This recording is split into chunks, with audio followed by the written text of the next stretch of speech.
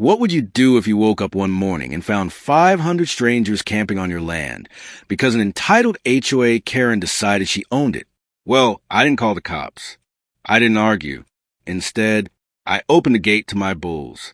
And what happened next turned my ranch into the wildest showdown this town has ever seen.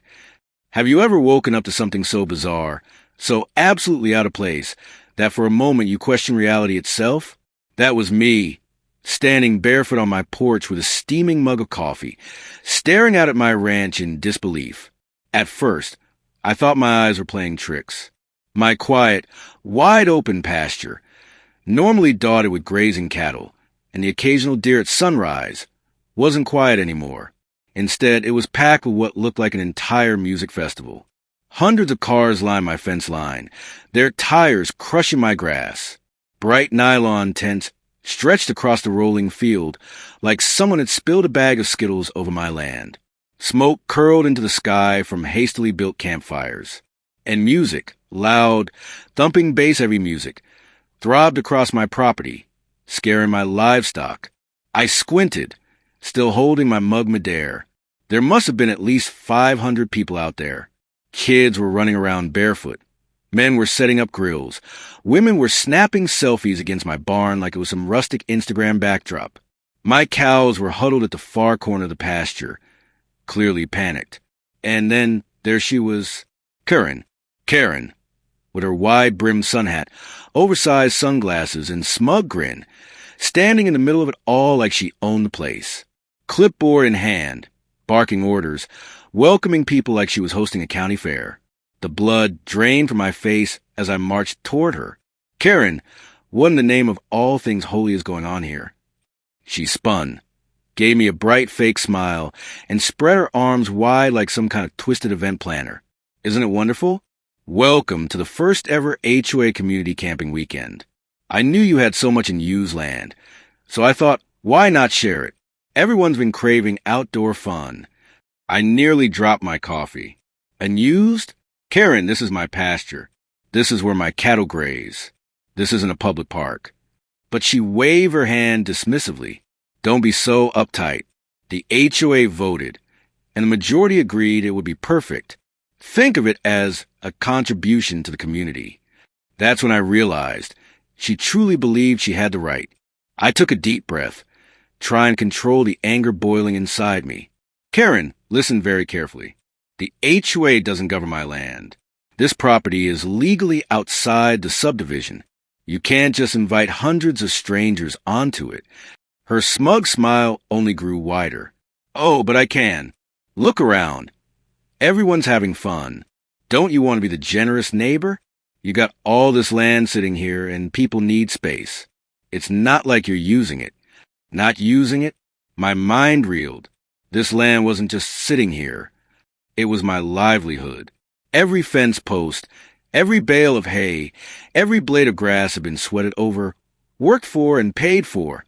It fed my animals. It paid my bills. It was generational. Something my father had handed to me, and I intended to hand down too. I pointed toward a group of kids climbing onto my old John Deere tractor. That's not a playground. They could get hurt. Karen folded her arms.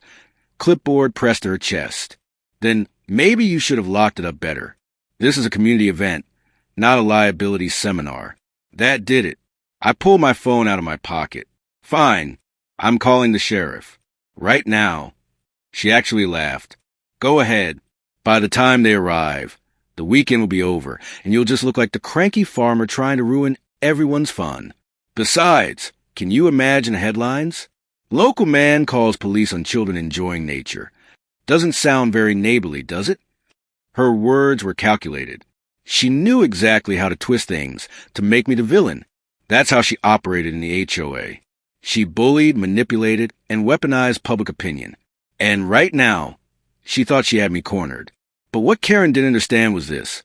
I wasn't some pushover suburban homeowner who could be intimidated by fines and nasty emails. I was a rancher, and on my land, I made the rules. That's when the plan started forming in my mind. The longer I stood there, the worse it got.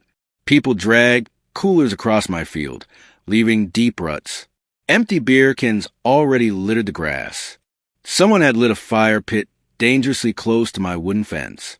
My cows mooed nervously, pacing back and forth, and then I saw my three bulls, Diesel, Tank, and Thunder, snorting, pawing at the dirt, clearly unsettled by the noise and chaos. Most folks don't know just how intimidating a bull really is. These weren't cartoon animals. Diesel alone weighed nearly 2,000 pounds, with horns that could hook through a car door. Tank was broad and mean, bred from a long line of aggressive stock. Thunder, well, his name said it all. And they were angry. I leaned against the fence, watching them. The more the campers hollered and blared their music, the more restless the bulls grew. I knew what was coming. Karen wanted to bring the community onto my land? Fine. Let her and her crowd experience what real ranch life looked like. I walked casually to the far gate, pretending to check on the fence line. A few campers noticed, but ignored me. With a deliberate calmness, I unlatched the gate and stepped back. The bulls didn't need an invitation. With a thunder of hooves, they stormed forward into the open pasture. The reaction was instant. Screams filled the air. People dropped their hot dogs and beer cans. Children shrieked.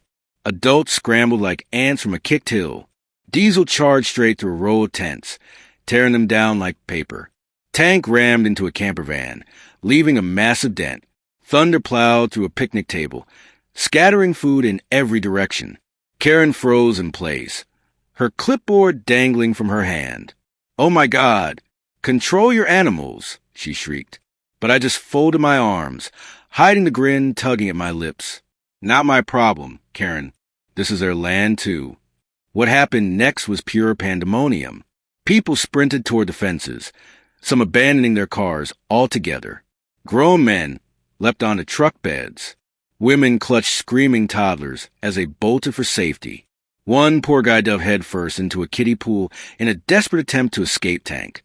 Diesel charged through the food station, flipping coolers and scattering hot dog buns across the field. Thunder chased a man up onto my barn roof, snorting at him from below. Tank knocked over a speaker system, silencing the blaring music with one glorious crash. It looked like something out of an action movie. Karen screamed until she was hoarse, demanding order, shouting at campers to stay calm. But nobody was listening. They were too busy running for their lives. By the time the sheriff finally rolled up, lights flashing, most of the trespassers were already gone. The field looked like a war zone, abandoned tents, overturned coolers, cars stuck in the mud. The sheriff climbed out his cruiser, taking in the chaos with raised eyebrows. "Well, looks like I missed quite a party." Karen rushed to him, waving her clipboard like it was evidence. "Officer, arrest him. He set dangerous animals on us. We could have been killed." The sheriff gave me a look, then glanced at my bulls, now calmly grazing near the far fence. "Ma'am," he said slowly, "these are his animals, on his land. You're the trespassers here."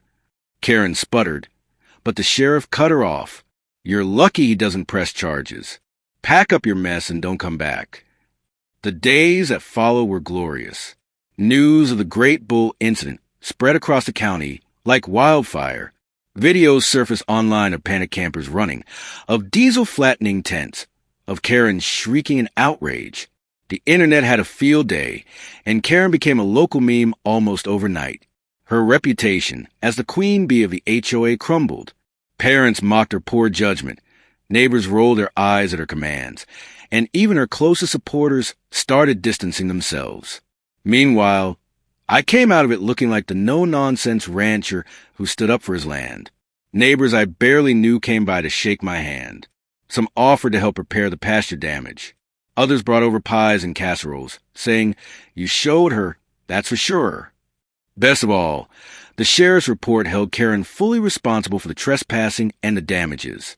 The HOA had to cover thousands in restitution, and Karen herself was fined for organizing an unauthorized event. As for me, my land was mine again, peaceful, quiet, untouched, and my bulls, they strutted around like heroes, earning extra feed and plenty of pats on the head. Every so often, when I drive past town and see Karen skulking around with her sun hat pulled low, I can't help but smile. Because she learned the hard way. You don't mess with a rancher's land, and you sure as heck don't mess with his bulls. And that, my friends, is how I turned the tables on HOA Karen, and why nobody has dared to step foot on my ranch without permission ever since.